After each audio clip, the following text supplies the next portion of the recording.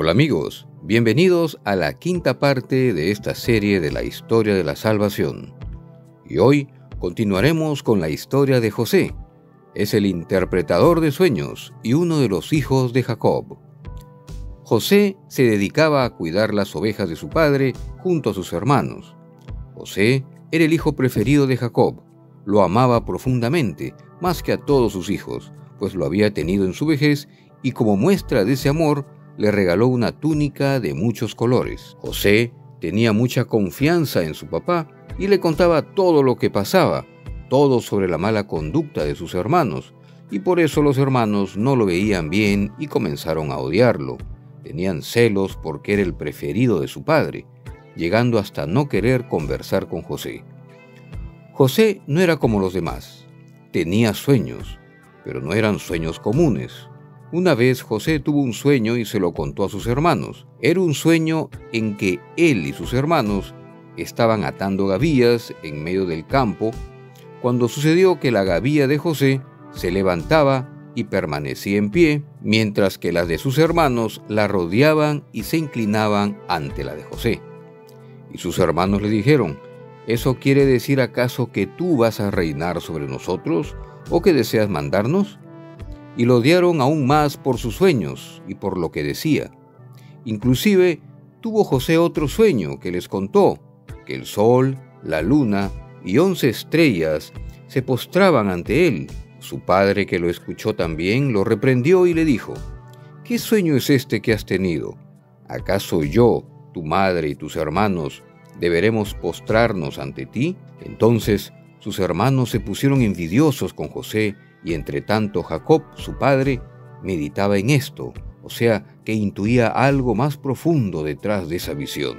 Un día, Jacob, movido por la preocupación paternal, envió a José a buscar a sus hermanos que pastaban lejos. No era solo una tarea logística, era un gesto de confianza y afecto. José debía llevar provisiones y noticias como un puente entre el padre y los hijos, pero lo que debía ser un encuentro fraterno se tornó en traición. Al verlo acercarse, sus hermanos no vieron al mensajero, sino al favorito de su padre, al soñador que hablaba de grandeza. La envidia, fermentada por años, estalló en odio. Planeaban matarlo. Sin embargo, la providencia intervino. Rubén interviene para evitar que lo maten. En lugar de derramar sangre, lo arrojaron a una cisterna vacía. Pero antes de arrojar a José a la cisterna, sus hermanos le arrancaron la túnica especial que su padre Jacob le había regalado, una prenda de muchos colores, símbolo de predilección y estatus. Esa túnica no era solo ropa, era el recordatorio visible del amor singular de Jacob por José, y por eso se convirtió en blanco de su resentimiento. Luego, al ver pasar una caravana de comerciantes ismaelitas que iban camino a Egipto, lo vendieron como esclavo por 20 piezas de plata, el precio habitual de un esclavo en aquella época. José fue llevado a Egipto, lejos de su tierra y de su padre.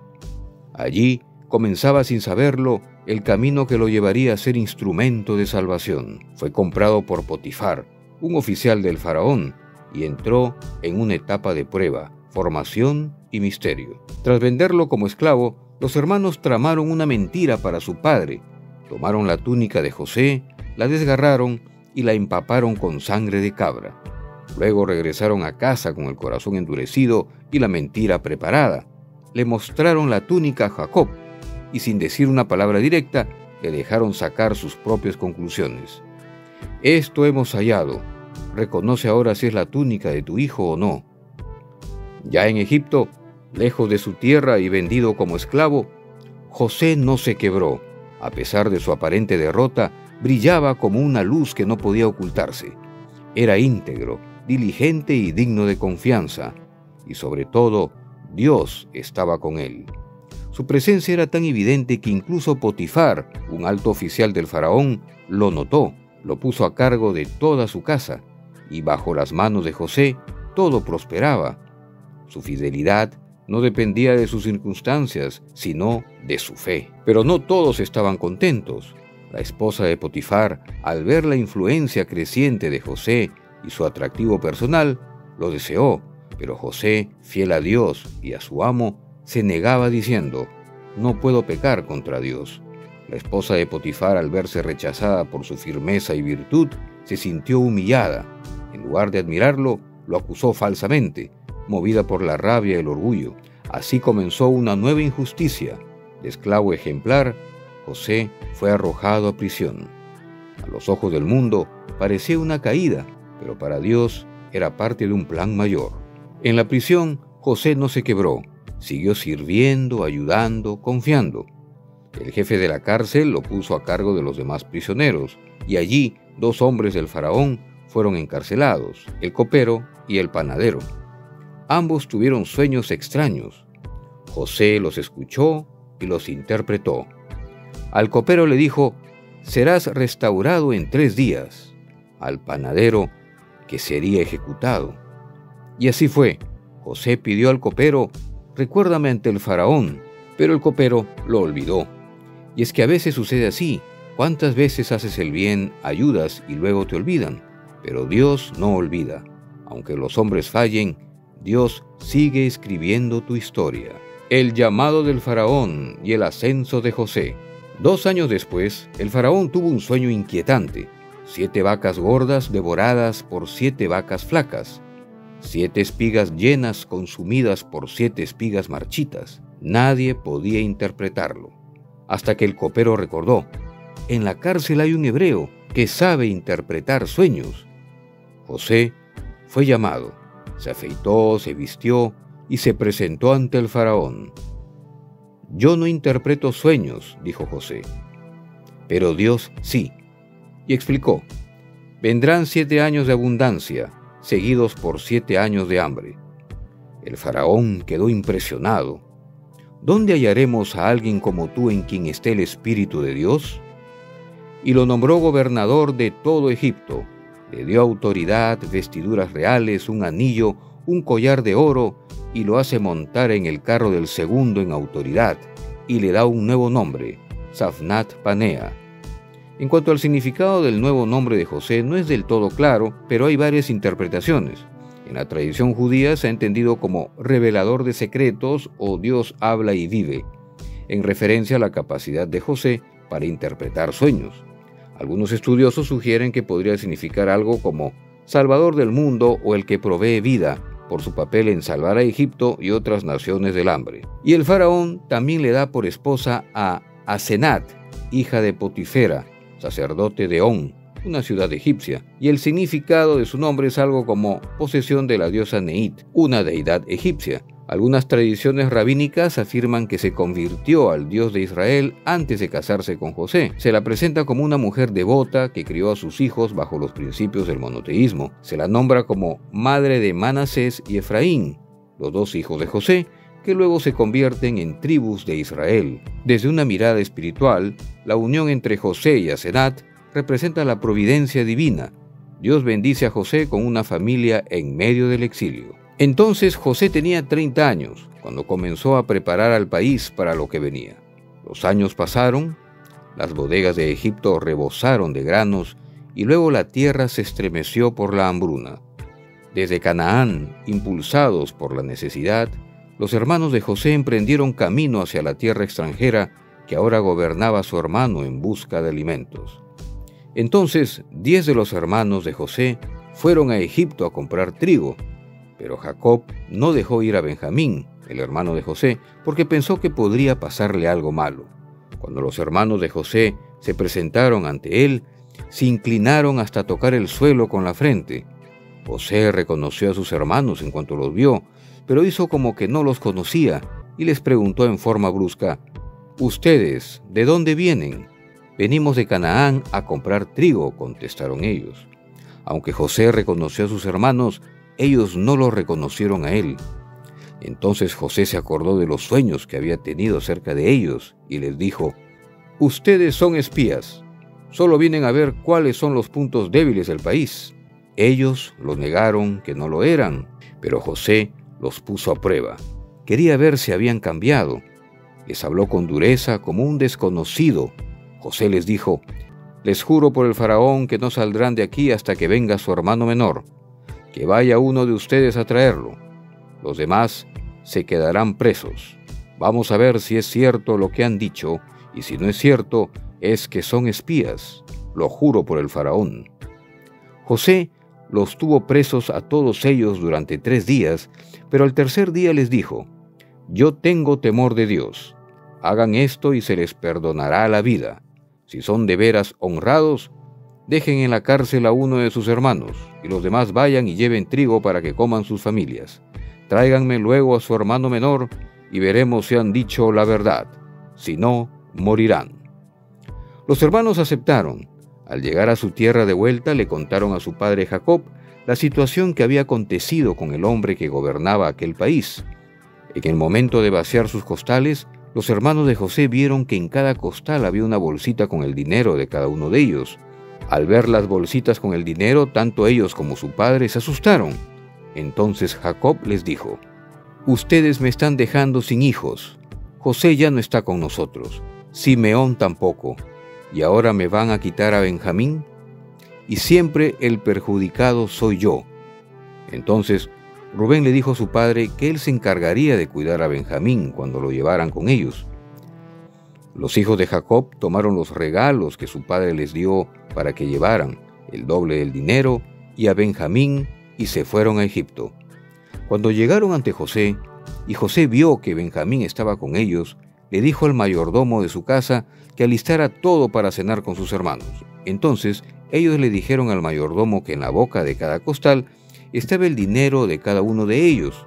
El dinero estaba completo, y que ahora lo habían traído para devolverlo, y que también habían traído más dinero para comprar trigo. José prepara una prueba de fidelidad para sus hermanos. Ordena a su mayordomo llenar los costales con trigo y devolverles el dinero, pero en secreto esconde su copa de plata en el costal de Benjamín. Al alba, los hermanos emprenden el regreso a casa sin saber que llevan consigo una trampa. Poco después, el mayordomo los alcanza y los acusa de robar la copa de José.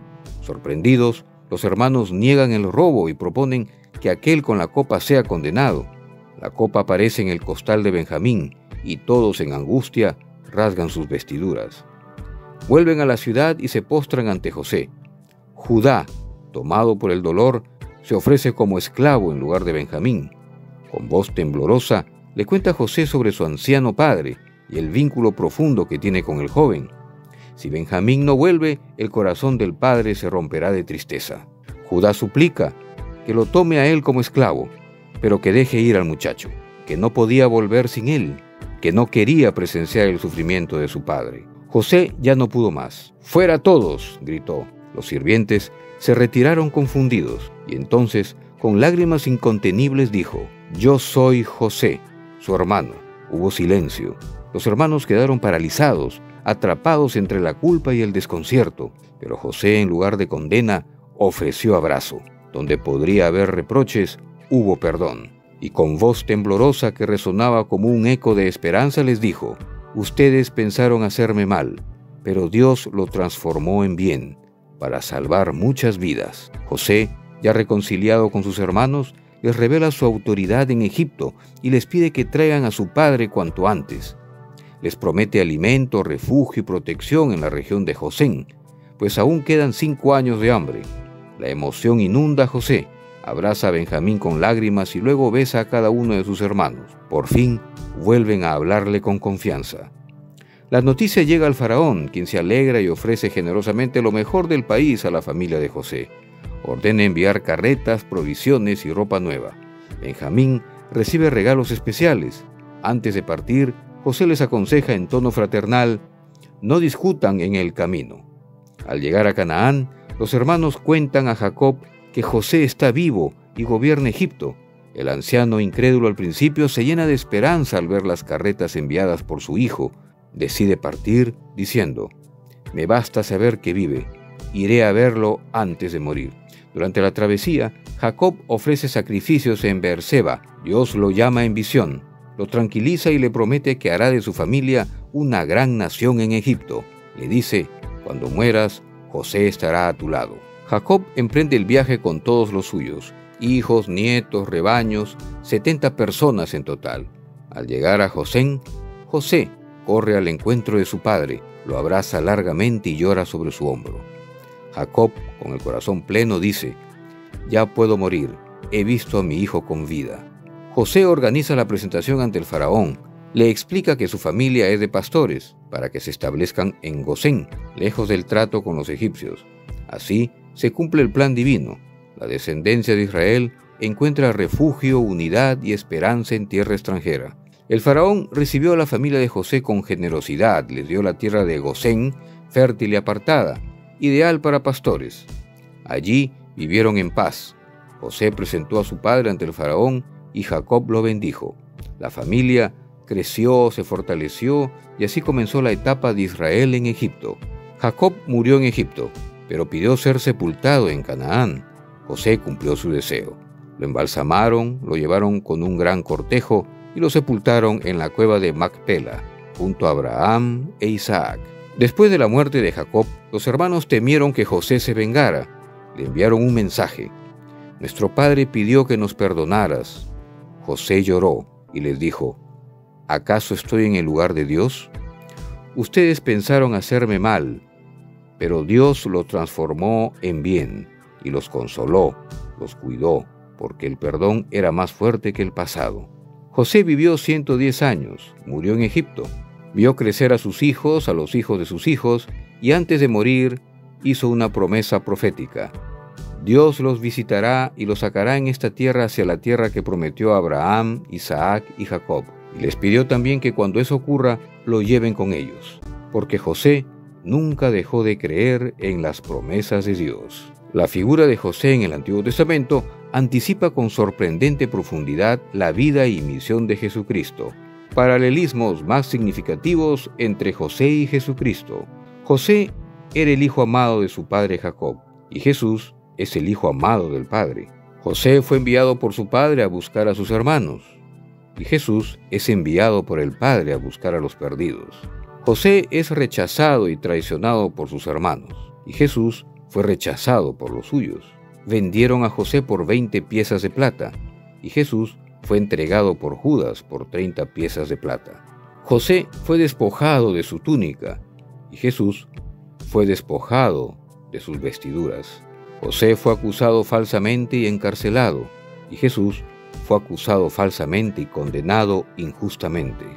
José interpretó sueños en prisión, uno vivió y otro murió, y Jesús fue crucificado entre dos ladrones. Uno se salvó.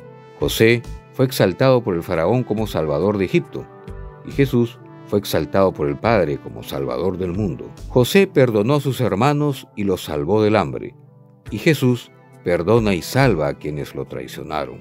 José pidió que lo llevaran a la tierra prometida, y Jesús resucita y abre el camino a la verdadera tierra prometida, el reino de Dios. José es un espejo profético de Cristo. Ambos sufren injustamente, pero no se rebelan. Ambos son instrumentos de salvación para muchos. Ambos muestran que el perdón es más fuerte que la traición. Ambos revelan que el plan de Dios se cumple incluso en medio del dolor. José nos enseña a confiar, a esperar, a perdonar y sobre todo a reconocer que detrás de cada herida Dios está escribiendo una historia de redención. La promesa hecha a José está por cumplirse. Un nuevo líder surge entre esclavos y milagros. Acompáñanos en el siguiente capítulo donde Moisés, elegido por Dios, enfrentará al faraón, abrirá caminos en el mar y guiará al pueblo hacia la tierra prometida. La historia continúa y el éxodo comienza. Gracias por ver este video. Espero que te haya gustado y te haya sido útil. Si quieres ver más videos como este, suscríbete al canal y activa la campanita para que no te pierdas ninguna novedad. Bendiciones.